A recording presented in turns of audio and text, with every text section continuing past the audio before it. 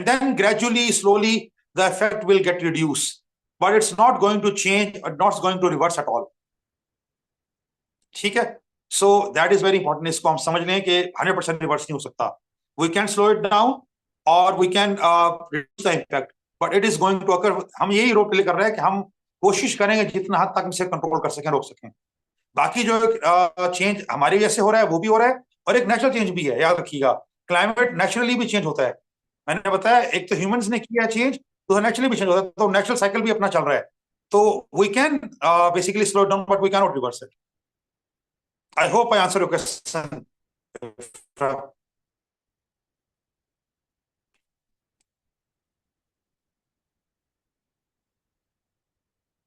Okay जी, thank you. अगला question. Ifra का तो इशू था ना, बाकी तो लोग ऑन कर सकते हैं. मैंने तो कहा माइक ऑन करें, बात करें, ज्यादा अच्छा होगा ताकि इंटरेक्टिव सेशन जरा हो. और I would like to listen to you, and even अगर कोई कैमरा ऑन करना चाहे तो अच्छी बात है. Ji sir, I want to ask a question. Ji Fatima, Bismillah.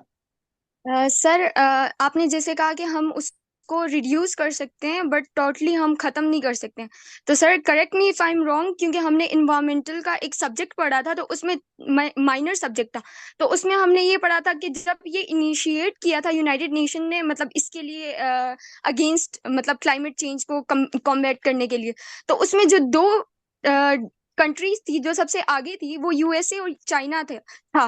But उसके रिपोर्ट के मुताबिक ये था कि ये दोनों कंट्रीज ही सबसे ज्यादा क्लाइमेट चेंज को जो अफेक्ट कर रहा था ना, या इन्फ्लुएंस कर रहा था, वो ये दो कंट्री थी. तो अगर हम डेवलपिंग कंट्रीज तो चलो अपना वो इनिशिएट कर लेंगे, वो कर लेंगे, तो डेवलप्ड कंट्रीज है, अगर वो कुछ नहीं कर रहे हैं इसके अगेंस्ट, तो क्या हम इसको कम कर सकते हैं? क्या डेवलपिंग कंट्रीज ही सिर्फ अपना इनिशिएट करने पे ये कम हो सकता है या नहीं हो सकता? Fatima, very good question, and let me tell you, absolutely आपने बिल्कुल सही कहा है. यूएन का जो इदारा है, UNFCCC, United nation framework on climate change, जो ये बात करता है, और कॉन्फ्रेंसेस भी होती रहती हैं. अभी COP28 हुई थी, conference of parties 28, which means 28 conferences हो चुकी हैं. इस साल कॉन्फ्रेंस ऑफ पार्टीज 29 होने जा रही है अजरबैजान में. तो वहां पे यूनाइटेड नेशन में ये सब बात होती है, डिफरेंट कंट्रीज आती हैं और निगोशिएशंस करती हैं, और वहां पे ये कहा जाता है कि हमें क्लाइमेट चेंज को रिड्यूस करना है. तो absolutely you are right, China and US are the main culprits. सबसे ज्यादा पोल्यूशन, ग्लोबल वार्मिंग करने वाला यूएस है. सबसे ज्यादा एनवायरनमेंट को डैमेज करने वाला यूएस है. सबसे ज्यादा जो ग्रीन हाउस गैसेज एमिशंस हैं वो यूएस की हैं. तो that is the main thing. और यूएस जो है वो कई ट्रीटीज में नहीं है, बल्कि इनफैक्ट जब पिछले गवर्नमेंट थी ट्रम्प की, तो वो बैकआउट कर गए थे बहुत सी चीजों में. सो ये बिल्कुल बात सही है आपकी कि उनका बहुत बड़ा रोल है. याद रखिए, क्लाइमेट चेंज जो है ये हमारा म्यूचुअल इशू है.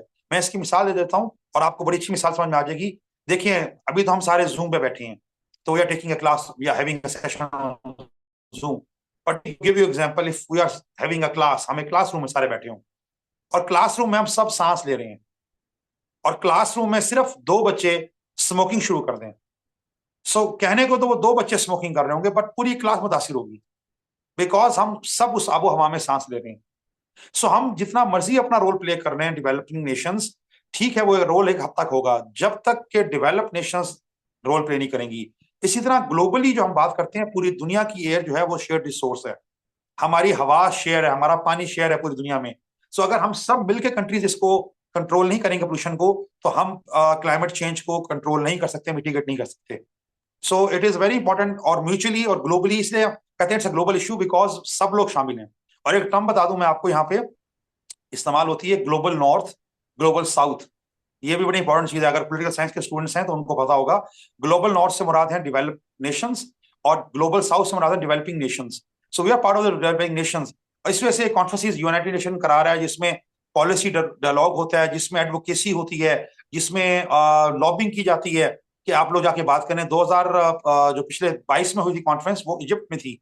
पाकिस्तान में फ्लड्स आए थे बहुत ज्यादा, और वहां जाके एक डैमेज फंड बना था, LND, loss and damage fund, के तमाम कंपनीज ने कहा था कि हम सपोर्ट करेंगे. सो मैंने बताया ना, इस पे निगोशिएशंस भी हैं, टॉक्स भी हो रही हैं. हर लेवल पे हमें इस पे काम करने की जरूरत है.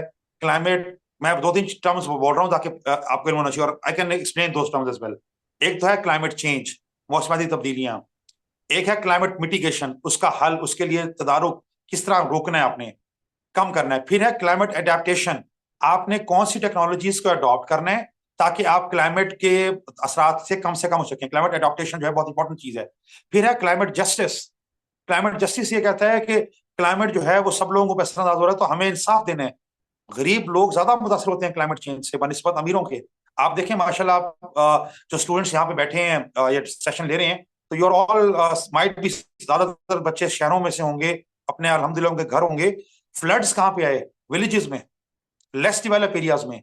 सो they are the people who are more effective. So climate justice is very, बात कर रहे हैं, ठीक है। सो ये बहुत सी टर्मिनोलॉजीज हैं जिसमें हम फोकस कर रहे हैं। फिर ग्रीन फाइनेंस, क्लाइमेट फाइनेंस, अभी मेरा इस पे बहुत फोकस है कि हमें ग्रीन प्रोजेक्ट्स को प्रमोट कर रहे हैं, ग्रीन इनिशिएटिव्स को प्रमोट कर रहे हैं। मैं आपको एग्जांपल दूंगा कि स्टूडेंट्स ने अपने तौर पे काम स्टार्ट किया। I will share and product with you, किस तरह से आप लोग भी कर सकते हैं अपना initiative. So I hope I answer your question Fatima ji. अगला जी सवाल sir, thank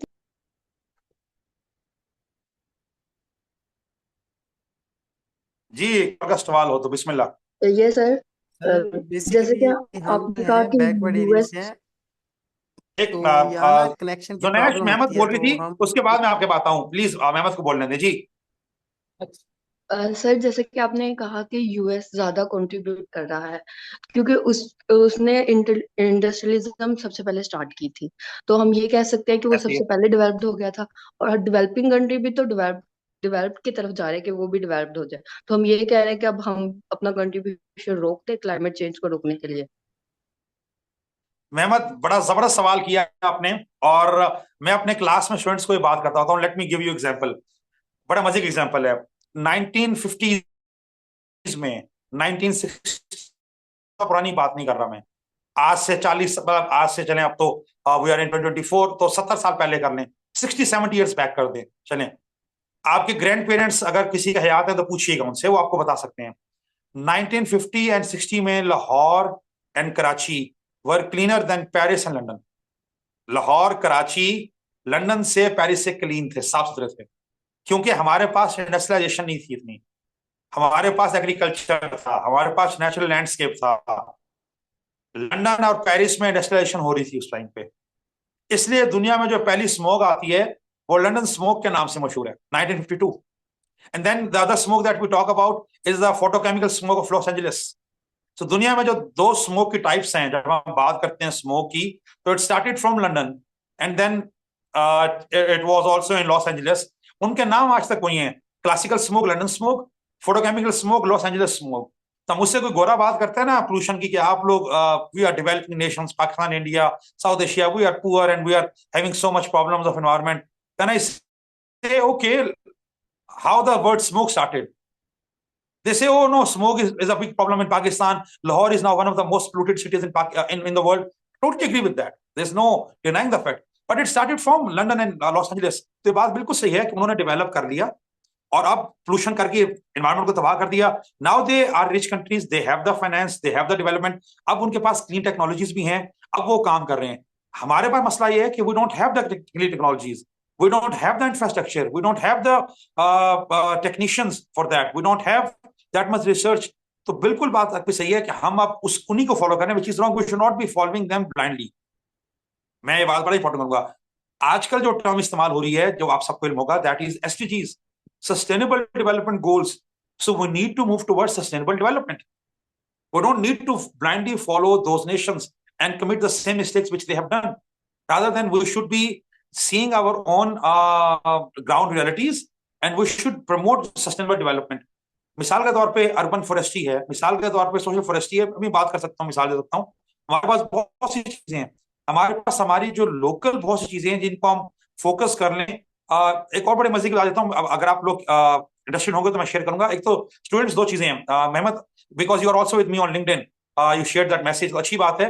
one of my friend is on LinkedIn and उनका काम है इसका हिकमत का, and he just recently wrote an article कि किस तरह से हिकमत या तिब्बे यूनानी और क्लाइमेट चेंज का ताल्लुक है। तो I was reading that article and was surprise. उसने कहा कि हमारी जो तिब्बे यूनानी है या हिकमत है, उसमें जो जड़ी बूटियां हैं, जो तरीका इलाज है, वो क्लाइमेट फ्रेंडली है। आपको वो कहते हैं ये खुराक खाएं या ये मिसाल के तौर जड़ी बूटी खाएं, इसका तासुर, इसकी जो तासीर ठंडी है, मिसाल के तौर पे। वो कहते हैं जो दूसरी आपके मेडिकल जो आपके पास वो है जिसे हम कहते हैं एलोपैथी जो आपके पास है ट्रीटमेंट है, उसमें क्लाइमेट चेंज का इफेक्ट बहुत ज्यादा है। ट्रेडिशनल मेडिसिन है, उसमें क्लाइमेट चेंज का इफेक्ट का मिसाल दे रहा हूं मैं आपको। So I can give other many other examples. So absolutely development की जरूरत है, but we have to see our ground realities and we need to promote the local practices that were very important. So I hope I answered your question. Yes sir, thank you. जी अब आ जाए जुनैश, क्या नाम था आपका? जुनैश था, did I pronounce right? जी जी सर, मैं आपको ये कह रहा था कि इधर बहुत से बच्चों की सिग्नल प्रॉब्लम होगी, तो हम कमेंट में क्वेश्चन कर रहे हैं, तो काइंडली आप वहां से रिप्लाई कर देना तो बेहतर हो जाएगा। ये इधर वॉइस की बफर है। चलो चैट पे कौन देख रहा है? I need someone to read the questions from the chat. So कौन रिस्पॉन्सिबिलिटी लेगा? जी मैम आप करेंगी? आप पढ़ के सुना दें, मुझे मसला नहीं है, because I am not reading all the chat. जी ठीक है सर, कोई मसला नहीं, मैं बता सकती हूँ। सर उस्मा कंवल का सवाल